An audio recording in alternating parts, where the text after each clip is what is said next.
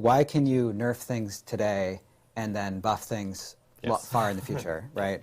And so what we're saying is, not only is there a change to communication, but we're also going to pair changes like that together, so that we don't have the nerfs. We don't have exactly the situation with the that buffs. called out as oh baby. Yo guys, what is up? Max here in Diablo 4 video, and today we're talking about everything the developers are promising and talking about with their new fireside chat. Now this happened just a few minutes ago, and I just wanted to give you guys a quick summary of everything they talked about and what is going to be the plans for the future of the game. So this was an hour-long chat, and I'm going to try to sum it up in just a few minutes. So to start us off, they talked about the concept of now they understand that when they nerf things, they should buff them at the same time, which was wild that that was a foreign concept. But basically, the way that they were explaining the nerfs is that they were having buffs planned, but the buffs were coming later, so that they're nerfing the things now. But they are planning on buffing BARB. They talked about buffing BARB's aspects that people aren't using. They talked about buffing SORC survivability, and they specifically talked about those two classes as needing love, and those buffs should be coming in a week or two. So it is looking good for those classes, but a little unfortunate that they just dropped these big nerfs and then like, oh, we're buffing them later. So yeah, interesting there. They also said that they're not going to have a big nerf patch like this again.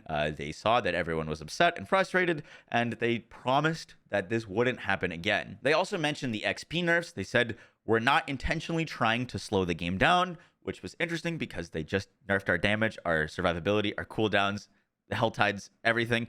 And they're going to be coming out with some experience buffs. In addition to that, they're buffing enemy density. And so they were saying that the XP changes were looking ahead to the density changes, but they're particularly going to be buffing enemy density in nightmare dungeons and in hell tides, with the new hearts where like enemies explode and all these like AoE builds that are going to be really strong this season. I actually am really looking forward to enemy density buffs. Speaking of Nightmare Dungeons, they also said that Nightmare Dungeon 100s are not where they want to be. Nightmare Dungeons are too hard right now, and they're going to be nerfing Nightmare 100 dungeons down to feel like Nightmare 70 dungeons. That change might be coming out today in a hotfix. That is an absolutely crazy change. The reason they're doing that is because they want build diversity to be better. So clearing a Nightmare 100 dungeons is going to be like even more possible this season. And then they said that they wanted to add a new difficulty for players that really want that challenge. They didn't specify on what that new difficulty or new challenge is going to be, but it sounds like they might be adding a tier 5 difficulty soon. We just don't know when that would happen, but yeah, huge nerfs to Nightmare Dungeons. In addition to the Nightmare Dungeon nerfs, they also said they're going to be looking at reducing the amount of crowd controls that are put on players. They specifically mentioned enemies that can chill you, enemies that are exploding after their death and killing players, the bone crossbows. They're looking at nerfing a lot of those like enemies that are responsible for a lot of player deaths. Also, we are getting more inventory space. They're adding one new stash tab. You betcha, one new stash tab. Very exciting.